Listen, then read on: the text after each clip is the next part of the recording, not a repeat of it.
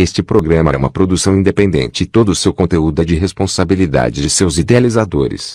Está no ar, em rede nacional, diretamente dos estúdios integrados Cobra CAD, o programa da CAD SP Web TV.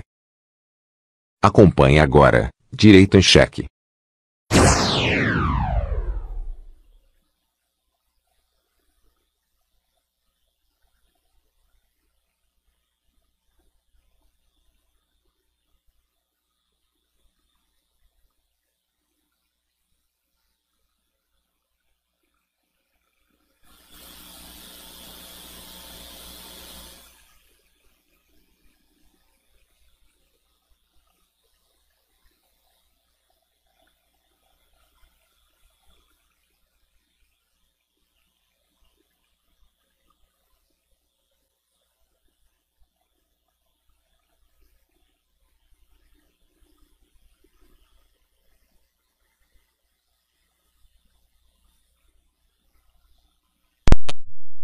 Paulo, então causou muitos transtornos. Aqui na região do Parque São Lucas, aqui tem árvores caídas em cima de carro, fiação que caiu. Então, enchente aqui na Inhamelo encheu novamente, como sempre. E a Valéria tá falando que tá sem áudio aí, Ale. Voltou aí? Opa, beleza. Voltou. Obrigado, áudio, Valéria, pelo feedback aí. Então, pessoal, a gente entrou um pouquinho atrasado, mas o assunto hoje é de extrema importância. A gente está aqui com a doutora Mayra Vélez, ela é especialista em múltiplas áreas, né, Paulo? Realmente a gente consegue conversar praticamente de qualquer assunto, a doutora sabe muito, tem muito conhecimento, a gente aprende muito com ela. E peço para que compartilhe, chame o pessoal, avisa que o programa começou agora, o assunto muito importante, coronavírus. A gente vai ter um especialista que vai ter um vídeo no final, um amigo da doutora, que vai falar da situação do como está no mundo, né, principalmente na Itália, onde ele presenciou como está a situação lá de fato. E é isso daí, pessoal, boa noite, obrigado pela audiência, contamos com vocês. Deixa eu só apresentar então, nossa convidada de hoje é a doutora Mayra Vélez, ela é advogada, ela é presidente da Comissão de Defesa e Proteção Animal da Seccional da OAB São Paulo. E hoje, como o Oliveira falou, nós vamos falar um pouco de legislação frente a essa pandemia de coronavírus. Então seja muito bem-vinda novamente, doutora, estamos honradas em recebê-la novamente no programa. Imagina, a honra é toda minha, PH, Oliveira, Alexandre. Queria agradecer aí esse convite novamente. Para mim é sempre uma alegria estar aqui com vocês. Ainda que o assunto hoje seja difícil, mas ele tem que ser abordado, né? É verdade. E como também o Oliveira falou, hoje teremos no final do programa, a gente vai soltar um vídeo de um advogado, amigo da doutora também, né? O doutor Diego Mezzogiorno, ele que é conselheiro da Câmara de Comércio e Indústria da Itália no Brasil, né? Ele trabalha no setor das relações internacionais com a comunidade italiana no exterior e ele tem um foco com as relações Europa-Brasil, as relações governamentais. E recentemente ele também falou sobre o Covid-19 para a rede CBN de rádio e concedeu uma entrevista exclusiva para o nosso canal e ao final do programa a gente vai passar essa entrevista. Oliveira, temos convidados online aí? Temos, a Cassiane está aí com a gente, um abraço. Boa noite, Cassiana. Cassiana que é dona de abrigo de animais. Uma protetora de animais, né? Querida, um beijo para você. Cassiana, a doutora Mayra, ela é presidente da Comissão de Defesa e Proteção Animal da OAB, inclusive nós vamos apresentar a doutora para você brevemente, vamos fazer essa apresentação de vocês. E quem mais aí, Oliveira? Flávio Fernandes, doutor Flávio, doutor abraço. Flávio da subseção, advogado da subseção. Valéria Cristina está sempre aí com a gente. Valéria, manda as perguntas aí, Valéria. Contamos com você, compartilha. Dani Martins, Ana Paula Oliveira, um abraço. Professora Renata Reis, da Uninove, está assistindo a gente também. Professora de linguagem jurídica, ela é professora de português, mas ajuda bastante a dar aula nos cursos de direito de português, de linguagem jurídica.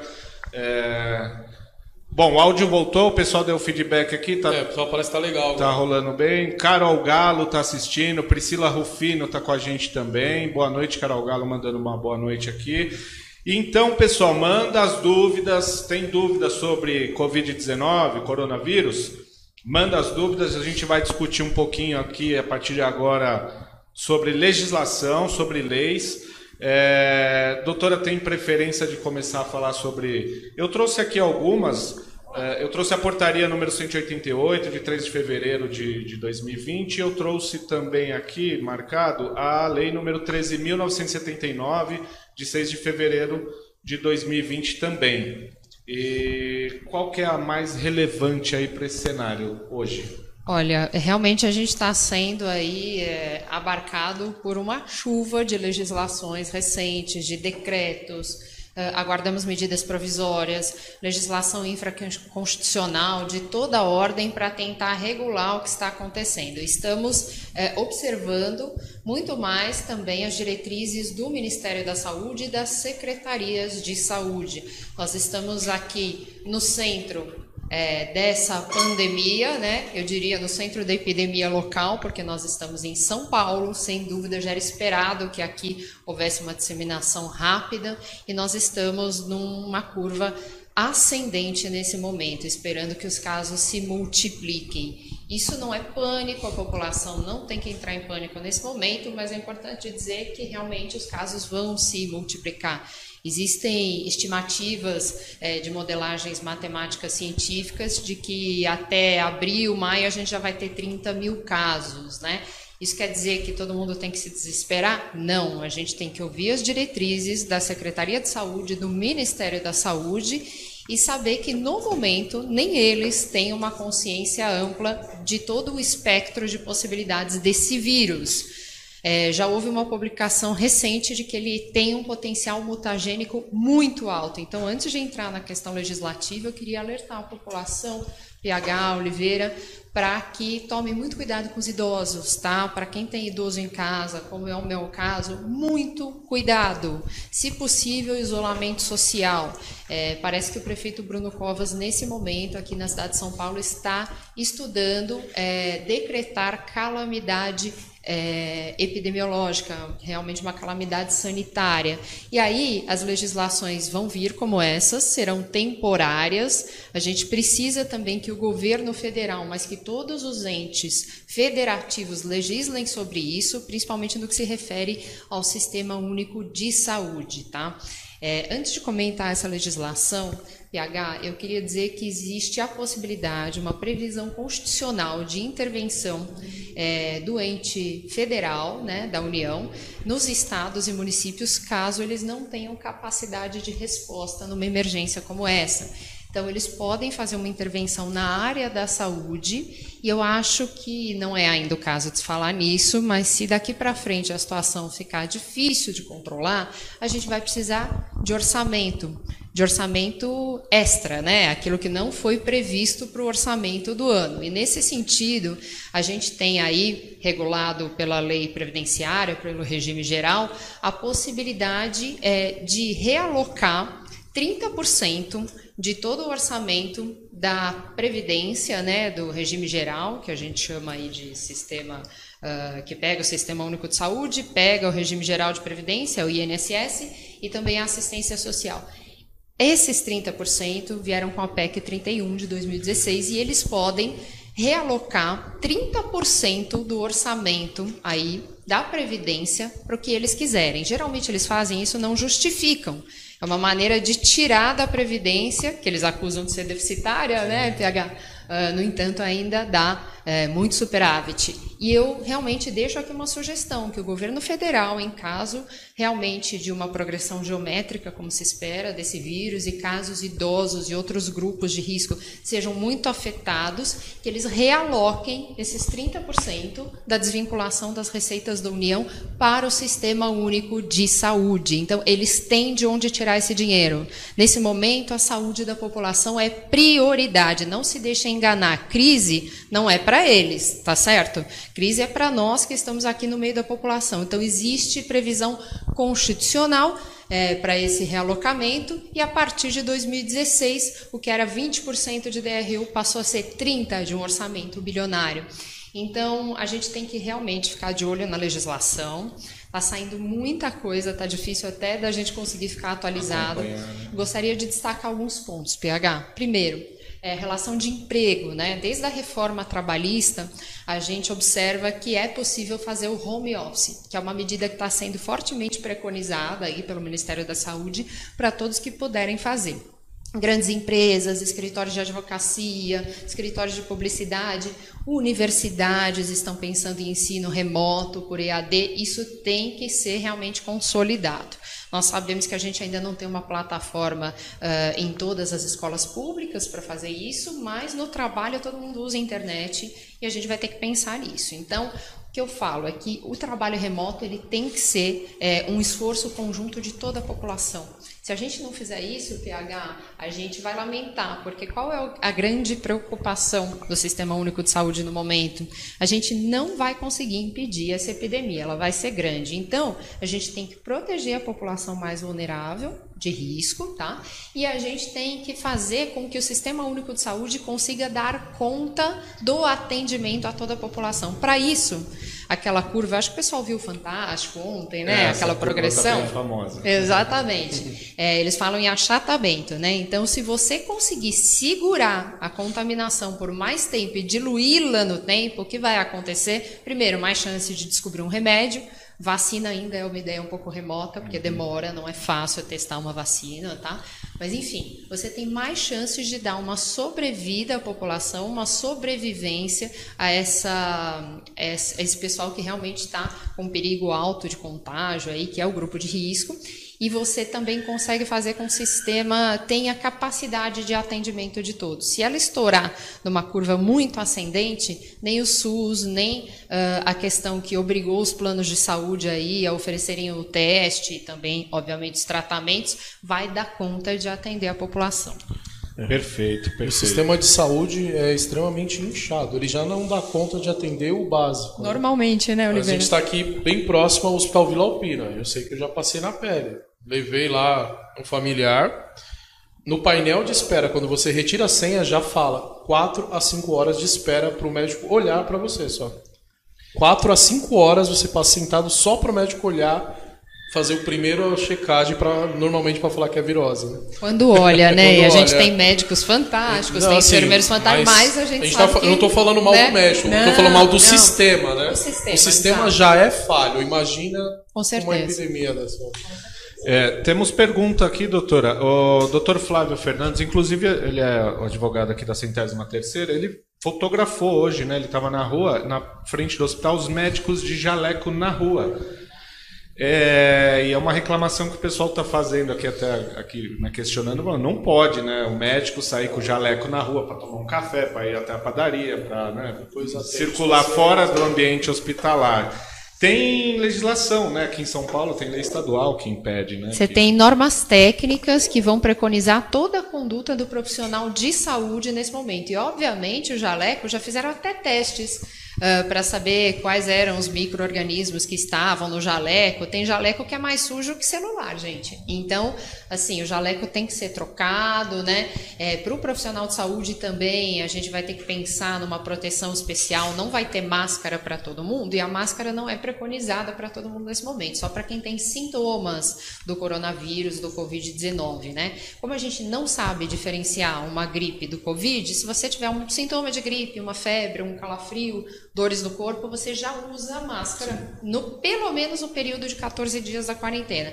Mas eu quero dizer também que no Japão já foi realmente constatado oficialmente que uma pessoa foi reinfectada, ou seja, ela teve o coronavírus e voltou a apresentar sintomas. Isso quer dizer o quê? Que provavelmente, a gente não sabe, esse vírus tem uma alta capacidade mutagênica e ele meio que engana o sistema imunológico. E se ele está mudando, o vírus é um organismo muito inteligente, muito rápido, ele pode contaminar novamente, ou seja, a imunidade, os anticorpos criados não darão conta de defender uma pessoa.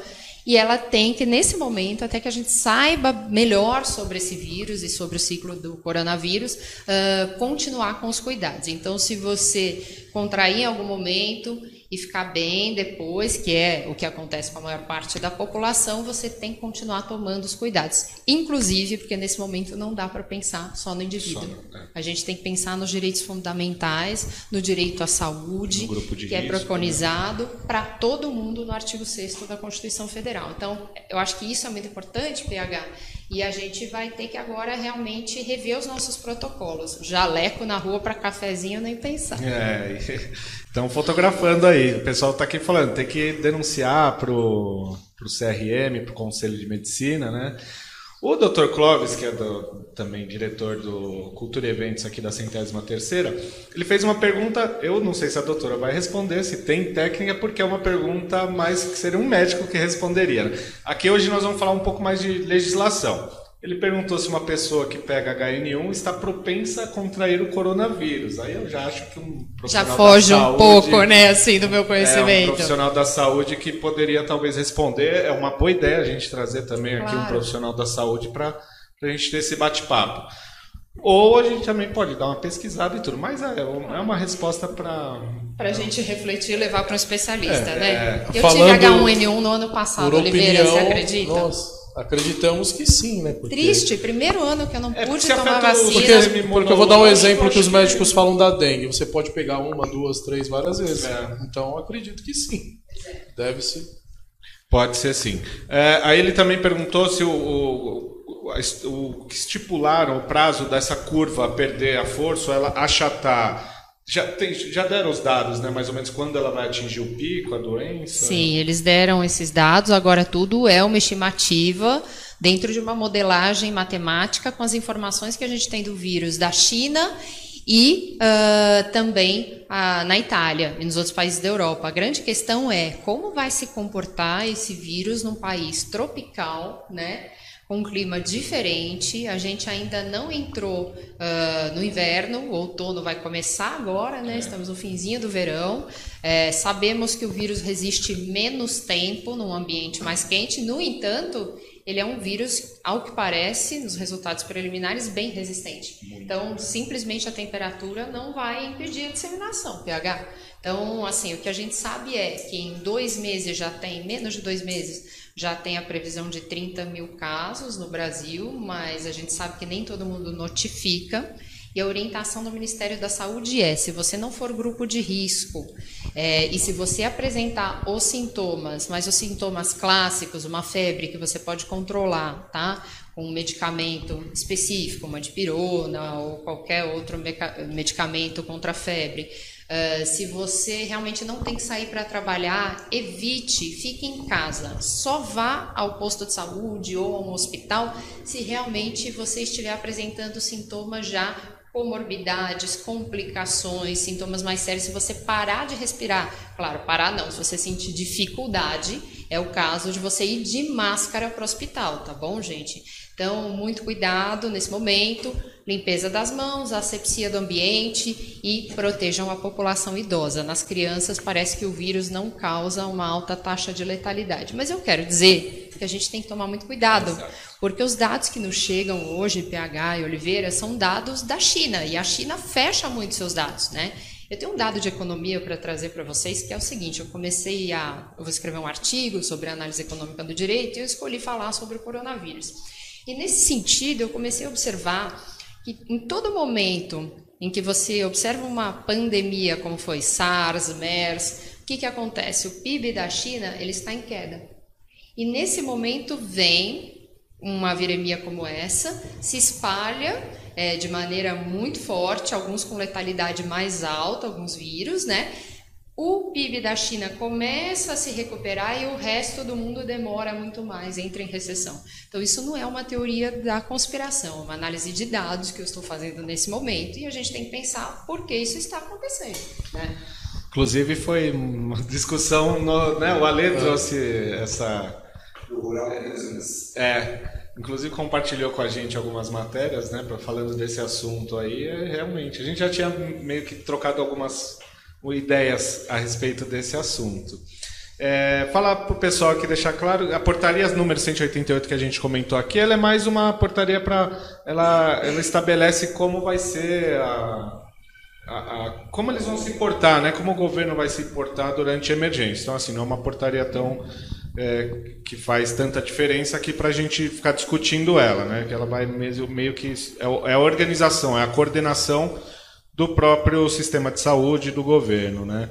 Aí eu acho uma norma administrativa, né? E a primeira de várias, né, que vão surgir. Isso. Acho que o importante que a doutora falou mesmo é a questão de poder, né, ter os 30%, né, de recurso para poder colocar na saúde, para atendimento emergencial da população. Isso é bem relevante, né? Aí acho que a que mais tem importância aqui seria essa Lei 13.979, né? Que aí até no artigo 3 ela fala sobre o isolamento, a quarentena, a determinação de realização compulsória. E compulsória é obrigado, né? Exames médicos, testes laboratoriais, coleta de amostras, vacinação, tratamento médico. Né? Eu preciso comentar isso dentro de uma perspectiva e de um princípio que a gente chama de reserva do possível. É interessante a gente falar isso no âmbito jurídico, que é o seguinte: quando você precisa prestar um serviço essencial à população, você vai priorizar sempre a maioria, o coletivo, em detrimento de uma minoria. Porque nesse momento, quando você fala em reserva do possível, você precisa priorizar a população e a coletividade, inclusive no seguinte sentido: se você tiver que restringir direitos sociais do indivíduo para pensar na coletividade, em direitos fundamentais coletivos, você vai fazer. Então, nesse sentido, você pode, como veio uma legislação, uma lei específica, realmente usar o poder de coerção do Estado para estipular uma conduta e, no caso do descumprimento, uma sanção, tá? E aí é interessante que essa sanção seja revista, então, seja pena de multa, inclusive até alguma questão no sentido de tentar acompanhar a pessoa para que ela faça o exame, ou ir até a casa da pessoa, ou seja, uma flexibilização aí da inviolabilidade do próprio domicílio. Isso vai ter que ser pensado. Então, eu faço uma analogia. Quando a gente está em guerra, não é o caso do Brasil, mas enfim, a gente pode decretar o estado de sítio, né? Sim. E aí você restringe os direitos individuais das pessoas e direitos sociais, mas pensando na preservação da nação. E nesse caso, óbvio que a gente não vai chegar numa questão como essa, mas a gente tem algo tão perigoso ou mais do que uma guerra nesse momento para cuidar. Exato. Que é a situação de uma pandemia decretada no início do mês aí, então talvez a Organização Mundial de Saúde já soubesse que havia realmente essa possibilidade. Agora eles conseguiram verificar que eles chamam de hotspots, né, aqueles pontos de disseminação em muitos lugares do mundo, e dadas as notificações para o Sistema Único de Saúde do Brasil, a gente já sabe que aqui vai ser um polo, e São Paulo vai ser a disseminação. São Paulo e Rio, eu diria, né, que são os lugares que recebem de maneira mais contumaz os voos internacionais. Então, é possível, inclusive, que se estude, se for necessário, uma medida restritiva de voos internacionais ou domésticos, como a Itália, por exemplo. Nós estamos sem voo para a Itália aí por 45 dias, né? Isso é uma medida realmente de isolamento, como é preconizada pela legislação que o PH citou, e é importante dizer que isolamento social é diferente de quarentena. Então, quarentena, você não detectou o vírus ainda, sim, tá? Você está apresentando sintomas e você fica numa quarentena que varia minimamente de 14 dias, mas pode chegar a ser estendida, dependendo das pesquisas científicas que estão em curso, né? Para impedir que haja uma disseminação voraz. Tem que tomar cuidado com quem está na sua casa também. Exato, né? Porque se você tiver idoso, é muito complicado você ficar isolado lá. Mas você vai ter que também deixar o idoso em isolamento. Então evite sair de casa, lave muito as mãos, faça as medidas de higiene preconizadas. E aí eu vou falar uma coisa: máscara vai ser difícil de achar. Mas ela tem um efeito psicológico que ninguém está falando, que senão vai faltar para os profissionais de saúde, né, e para os casos realmente sérios. Mas se você coloca uma máscara, a pessoa não chega perto, ela não vem te dar beijinho, te abraçar e tal. Então, para grandes aglomerações, que você tem que evitar de todo modo, se for inevitável, pode ser algo a se pensar. Isso aí é uma advogada falando, não é realmente a questão aí do Ministério da Saúde. Já ensinaram a fazer máscara caseira, já com... Ótimo, com filtro de café. Com filtro de café. Filtro de café, maravilhoso. Coloca os elásticos, coloca, ficou bem bacana aqui. É maravilhoso. Eu pedi para a Alê, se continuar um barulho que tá vindo aí, Alê, pode encostar a porta, tá? Você pode encostar, não tem problema não. A gente tá ao vivo aqui, mas... tem uma pergunta da Carol aqui, a gente até Nós até comentamos um pouquinho antes do programa, né? Aqui, ó, doutora, o seu, sem posicionamento político, ela já deixa claro, não está falando de questão política, mas como fica a sanção, por exemplo, para o cargo de mais alto escalão do executivo, está falando do presidente, né, na questão quanto ao ocorrido no final de semana, complicada a postura, né, tomada. Pois é, né? Aí a gente já entra no campo da ética, mas mais uma vez de você pensar no direito à saúde como um direito de todos, né? Então a gente espera sempre aí dos nossos governantes eleitos que eles realmente deem um exemplo, né? Talvez na mente do presidente ainda não tenha ficado claro que se trata de uma pandemia. E é fato que nenhum dos grandes líderes está querendo alertar a população de uma maneira que gere pânico, porque isso vai afetar a economia. Mas não adianta, a gente tem que trabalhar com um princípio que se chama transparência, PH. E aí, Oliveira, é isso que a gente espera do presidente da República e de todos os governadores e prefeitos nesse momento. Da mesma maneira, a gente espera que todos os 3 poderes colaborem aí para controlar esse vírus. Então, a gente teve uma portaria aí do Tribunal de Justiça de São Paulo, outra do Tribunal Regional do Trabalho, da 2ª Região, e de outras regiões, que vai fazer o quê? Ela realmente coloca por 30 dias, pelo prazo de 30 dias, a maioria com a contagem inicial a partir de amanhã, que é o dia 17, mas muitas a partir de hoje mesmo, para evitar aglomerações em fóruns, adiando todas as audiências e sessões que não sejam aí de réu preso, interesse de menor e que não sejam consideradas de urgência, tá? Cada juiz continua com a sua autonomia para dizer se ele vai redesignar as audiências na pauta desse ano, e vai, mas a partir dos informativos e dos boletins aí do Ministério da Saúde. Então a gente tem que observar nesse momento, observar informações oficiais, sérias, tomar cuidado com fake news. Não adianta você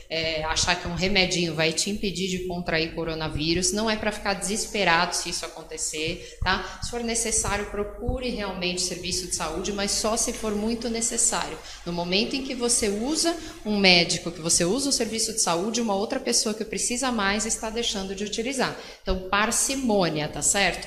Um outro alerta que eu preciso fazer. Saíram algumas pesquisas agora dizendo que, inclusive, indivíduos jovens que vieram a óbito, que não são grupo de risco por coronavírus, eles usaram o ibuprofeno, que é um anti-inflamatório muito comum, muito fácil eu vi de achar. a médica falando isso no programa da tarde, agora é verdade. Exatamente. Da mesma maneira, os estudos estão apontando que utilizar corticoides nesse momento pode também dar um problema sério e acarretar uma insuficiência renal. Então, pacientes que façam prevenção aí, ou que já tenham insuficiência renal, toda essa questão, que tenham um rim só, seja porque doaram, enfim, e precisem preservar, não tomem esses medicamentos. As pessoas não falam muito, o anti-inflamatório ele é um remédio, enfim, que eu não posso falar da parte técnica, mas ele é muito bom porque ele realmente te deixa apto a trabalhar, a ter uma vida social em pouco tempo. Mas ele sobrecarrega principalmente o sistema renal. Então não é já uma coisa que deveria ser usada à torto e à direito, deveria ser utilizada com prescrição médica. E nesse momento, gente, se você tiver uma outra possibilidade, se estiver em tratamento com corticoide ou com anti-inflamatório, consulte o seu médico para ver se é caso de continuar ou dele tentar um outro tratamento. É muito perigoso, muita gente veio a óbito na Europa por uso do ibuprofeno, tá bom? É isso aí. Eu estou dando uma relida aqui também toda na lei, inclusive o que a doutora comentou, o inciso 6º do artigo 3º, ele fala da restrição excepcional e temporária de entrada e saída do país, conforme recomendação técnica fundamentada na Agência Nacional de Vigilância Sanitária, Anvisa, né?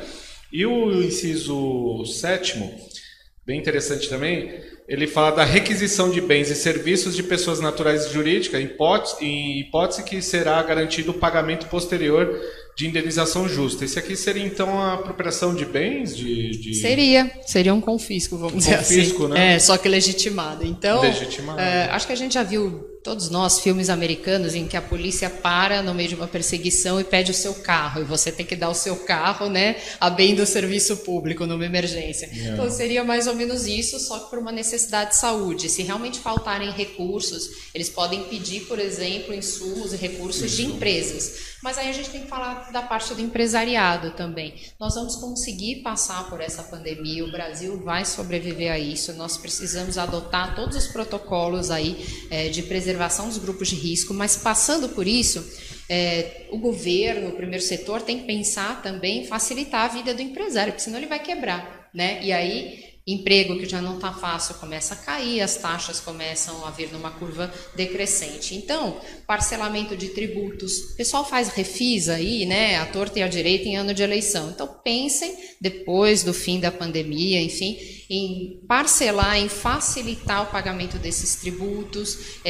Eu já recebi notícia de que o Simples Nacional ele vai dar 3 meses aí de prazo para que a pessoa declare, enfim, contribua, recolha aí através do Simples, que já facilita a vida do empreendedor e certamente vai precisar aí de uma observância especial nesse estado aí de calamidade, que ainda não foi decretado, as autoridades não querem falar isso antes da hora, vão consultar a maior autoridade de todas nesse momento, que não é nenhum governador, nem presidente, nem nada, é realmente o Ministério da Saúde, tá certo? Então a gente tem que ouvir os especialistas, as pessoas especializadas em políticas públicas para a saúde, observar o que eles têm que fazer dentro do princípio da reserva do possível e evitar a todo custo que os idosos realmente venham a contrair o vírus, porque muitas vezes eles vão precisar de ventilação, não vai ter ventilação para todo mundo, pode ter certeza. Eu vi uma estimativa de 11 mil leitos de UTI aí, né, sendo falada no Brasil.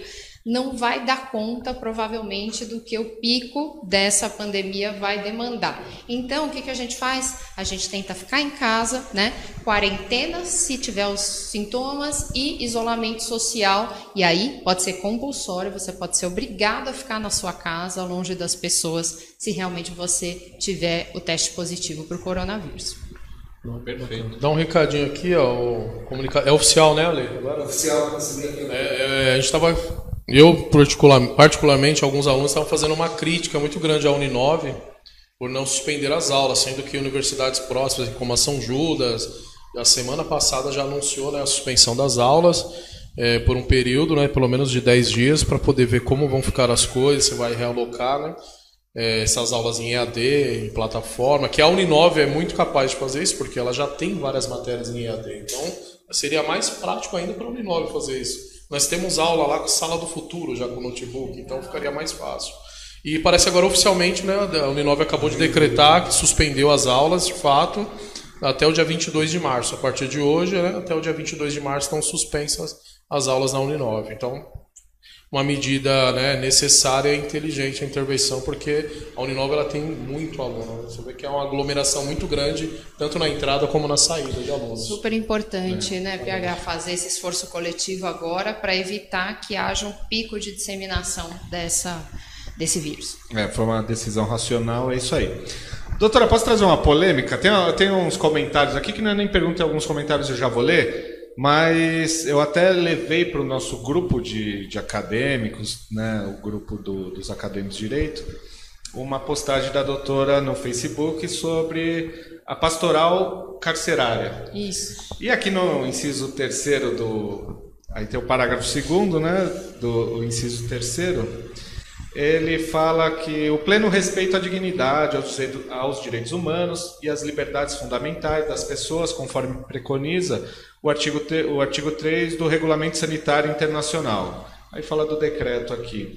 E foi bacana essa discussão, eu levei lá o pessoal, até que eu coloquei assim, pelo amor de Deus, ninguém vem com senso comum, né? Vamos tecnicamente discutir isso aqui, ficou bacana, o pessoal está até com umas ideias bem ajustadas, né? Ninguém falou, não, bandido morto, e não sei o que, não teve disso aí, graças a Deus. Maravilha.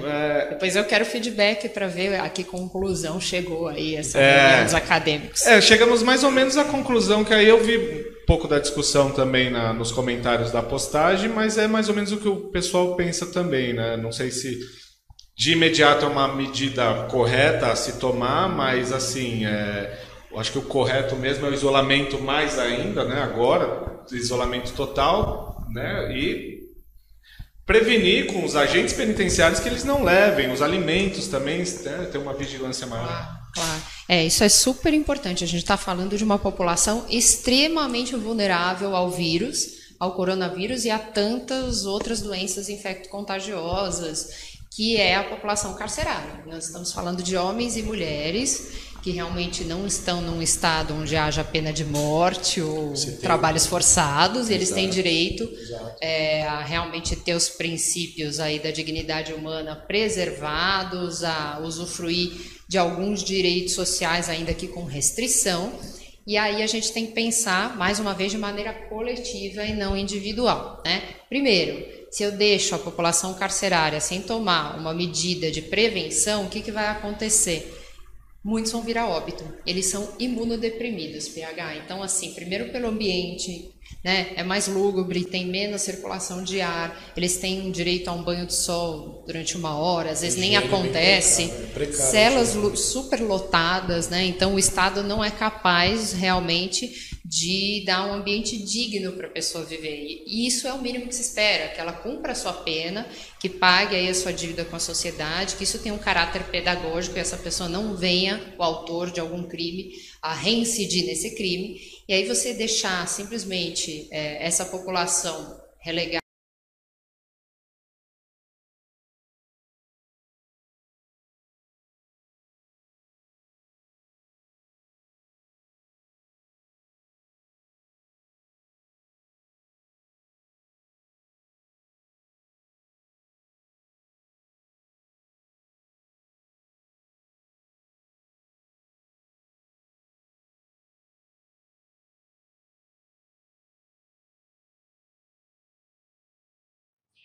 Olá pessoal, eu sou Diego Mezzogiorno, sou conselheiro da Câmara de Comércio e Indústria da Itália e fui convidado a falar a vocês, especialmente com foco nos acadêmicos de direito, sobre questões pontuais internacionais do coronavírus, os aspectos que isso pode influenciar na nossa vida e especialmente os aspectos que podem tocar as questões das relações internacionais e também do comércio internacional. Como bem entendido, eu trabalho com relações internacionais e o meu foco é Europa e Itália, sendo eu também de origem italiana, falando para o estado e cidade com a maior quantidade de italianos fora da Itália no mundo. Coisa importante entender o que está acontecendo na Itália agora é que todo esse processo que levou aos grandes fechamentos, a toda a estrutura de quarentena coletiva do governo italiano, ela foi feita porque a Itália entendeu, o governo italiano e os especialistas, né, e isso é uma coisa muito importante que a gente tem que entender durante todo esse processo, a Itália está baseando toda a sua tomada de decisão governamental em especialistas, especialmente de universidades e universidades ligadas à área hospitalar. Então, assim, ninguém está tirando ideias mirabolantes do padeiro ou de qualquer outro tipo de informação. A coisa mais importante nesse processo é que a gente tenha um respaldo técnico muito importante.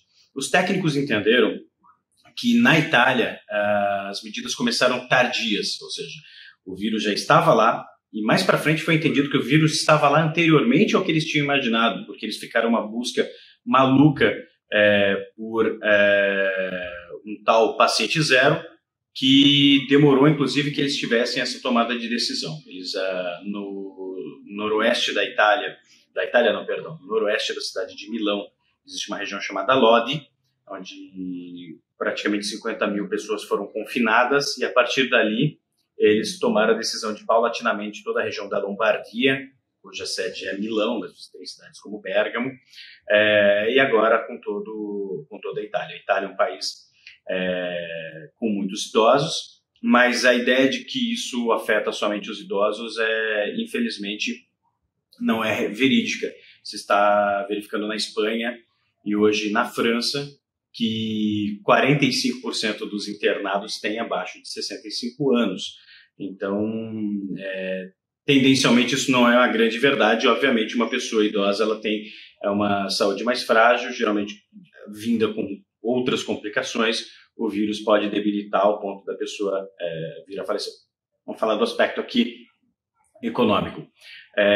Eu peço desculpas também por não poder estar ao vivo com vocês. Eu tenho um avião exatamente às 6 da tarde e chego em São Paulo às 19 horas. Vocês estão vendo aqui a Lagoa da Conceição em Florianópolis, onde eu moro aqui e moro na Itália. Faço vivo nessa ponte aérea. Os aspectos econômicos são importantes, porque o segundo comprador hoje brasileiro é exatamente a União Europeia. E o primeiro a China, que aos poucos estão saindo dessa pandemia, dessa epidemia. Pandemia no sentido global, epidemia no sentido local, que aconteceu ali na região de Wuhan. A China agora, saindo disso, pode voltar a reaquecer o mercado, né? Hoje eu estou falando com vocês, acabou de fechar a Bolsa de Valores, fez um fechamento técnico porque chegou a cair 12%. Então, quando vocês ouvirem isso, vocês já podem fazer uma comparação de como é que está a Bolsa, especialmente o dólar e o euro, porque os investidores vão correr para mercados mais seguros nesse exato momento. E isso inclui também as tomadas de decisões erradas, equivocadas e políticas do nosso governo, lembrando que ontem tiveram manifestações completamente inadequadas para um período assim, né? Nós temos, por enquanto, por volta de 200 contaminados no Brasil, ser confirmados, por volta de 12 estavam com o presidente da República, né? E isso é quase que inexplicável. Essas tomadas de decisão, elas impactam diretamente na confiança do mercado. Então, é muito plausível que isso não aconteça. Durante o processo que eu estou falando com vocês também, eu já verifiquei que a Argentina fechou as fronteiras e todas as escolas em região de fronteiras, e o Paraguai também fechou suas fronteiras. Por quê? Porque esse vírus propaga muito rápido e é um vírus completamente desconhecido ainda. Não se tem vacina, ele é uma espécie nova, uma mutação de coronavírus. O que isso pode impactar? Mas o que isso já está impactando na economia, né? Eu estou gravando com vocês utilizando um celular coreano, cujo 80% dos seus produtos, né, mais finos de tecnologia são feitos na China, né? A Zona Franca de Manaus, hoje, ela praticamente trabalha como uma montadora de produtos, de produtos cuja capacidade interna e toda a linha de produtos mais finos, de alta qualidade, alta tecnologia e maior valor agregado, ela vem dos mercados asiáticos, especialmente a China, mas outros mercados, inclusive até o Vietnã. O que acontece? Nós hoje temos pouquíssimos estoques de produtos, né, para fazer essas montagens hoje, já que nós não, na totalidade, não produzimos microchip, não produzimos nada de altíssima qualidade no Brasil e de altíssima tecnologia. Nós somos altamente dependentes tecnológicos de grandes inovações. Nessa cadeia produtiva, isso pode realmente dar um grande problema e alterar preços, alterar demanda de mercado e muito mais. Vou lhe dar um exemplo muito rapidamente. Foi lançado no mês passado um telefone da Samsung, o mais top de linha da Samsung, né? Esse top de linha hoje está tendo atraso na montagem e na entrega na Europa e vai ter atraso em entrega no Brasil e nos Estados Unidos. Ou seja, o que isso pode interferir numa cadeia produtiva, em demissões, quantidade de consumo, fora que o consumo também vai se retrair. Se nós pegarmos agora o que vai acontecer e já está acontecendo na Europa, as pessoas correm para os bens de grande necessidade e o que é supérfluo as pessoas deixam para depois, até porque hoje na Itália não existe nem lojas fechadas, a não ser, nem lojas abertas, a não ser farmácias, mercados, e não grandes mercados, pequenos mercados, e coisas de muita necessidade. E esse processo de agora em diante vai acontecer no restante da Europa, inclusive nos próximos dias, mesmo com contrariedade do Boris Johnson, vai acontecer dentro do Reino Unido, né? É uma forma de segurar. Quero que vocês entendam que isso não é uma forma também de que fazer quarentena vai, e isso eu estou tirando de informações conversadas e lidas de especialistas, isso não significa que vai acabar com o vírus. Ele simplesmente limita a quantidade de vírus que as pessoas têm acesso, né? Colocando as pessoas em quarentena por um motivo muito básico. Nós temos uma dificuldade mundial no tratamento intensivo dentro hospitalar. E isso ocorre que mais pessoas expostas ao vírus, muito mais quantidade de pessoas, especialmente as idosas, como a gente falou, pessoas mais vulneráveis que vão precisar de tratamento intensivo. E eu vou citar um caso muito específico da cidade de Bérgamo, ao norte de Milão, na Itália. Nos últimos 3 dias, 50% do jornal da cidade é de obituário. Se vocês não chegaram a ver isso, são coisas que estão rolando na internet, inclusive vídeos de igrejas lotadas de caixões para cremação, e no qual você não pode nem fazer uma despedida correta, né, como se deveria, com todas as honras aos seus familiares. Por que isso acontece? Porque é uma região onde as pessoas já têm uma alta idade, né, as pessoas muito acima dos 65 anos, pessoas idosas. A capacidade que era considerada ok foi superada em grande nível e hoje você gera um grande colapso. Para não colapsar, a gente está tendo que tomar essas decisões. O que ocorre? Vai haver desaceleração dos mercados, vai haver desaceleração econômica, e isso é uma coisa muito importante para a questão do direito. Nós temos no Brasil uma Constituição muito próxima do que acontece na Itália, então eu posso dizer para vocês o que está sendo tomado na Itália. A Itália utilizou algumas coisas como um processo que ele chama de cassa integrazione. Cassa integrazione é um processo onde eles fecham uma localidade, seja por falência ou por algum motivo, entram em acordo com os sindicatos, o governo banca os 50%, ou algo próximo a 50% do salário durante esse determinado tempo, e a empresa outra, né, com essa questão, o trabalhador acaba ficando dentro de casa, né, nesse caso na quarentena forçada, mas sem ter sua renda atingida. Isso tem um impacto fundamental na economia, né, na economia geral, desde o pãozinho que a pessoa vai comprar, o remédio, né, e acaba não marginalizando mais pessoas.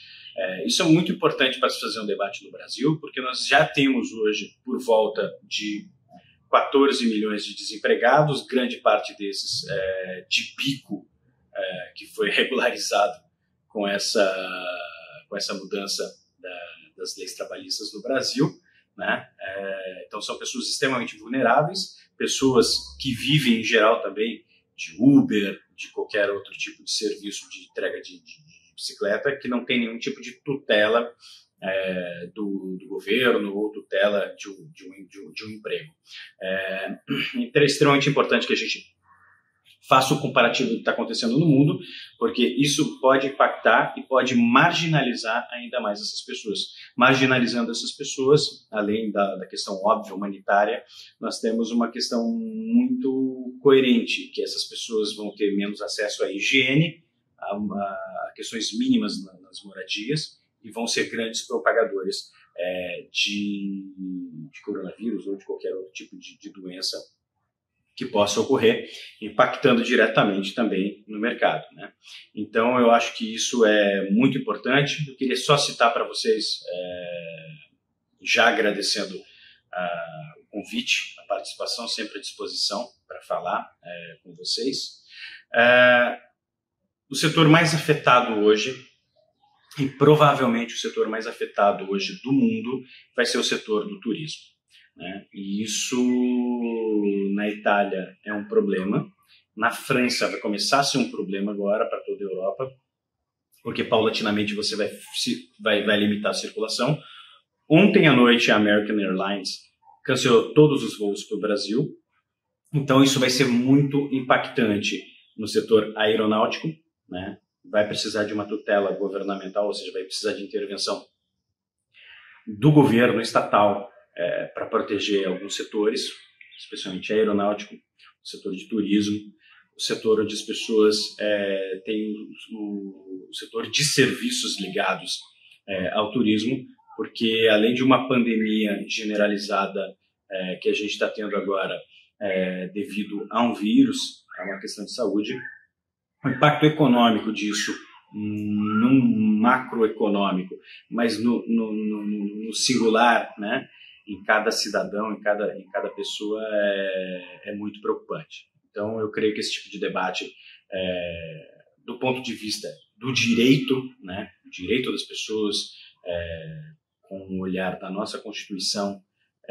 para a tutela exatamente do cidadão, um olhar do direito internacional, né, que infelizmente durante pandemias ou qualquer tipo de coisas a gente acaba não tendo como inclusive abranger questões do direito internacional, porque o mundo está em crise, os mercados estão em crise e os países estão em crise, então fazer algo próximo a coisas negociadas, a cumprir contrato fica muito difícil, mas eu creio que a coisa mais importante nesse momento, com um olhar humanista, é o que a gente vai fazer agora com as pessoas, né, que precisam entender que vão ficar dentro de casa, as empresas precisam entender que esse é um processo de alto risco para populações, que pode dizimar populações, e nisso ter um olhar econômico, e não um olhar econômico e depois um olhar para as pessoas. Então, mais uma vez, obrigado pela oportunidade de falar com vocês e espero que a gente possa conversar numa próxima vez, quem sabe ao vivo.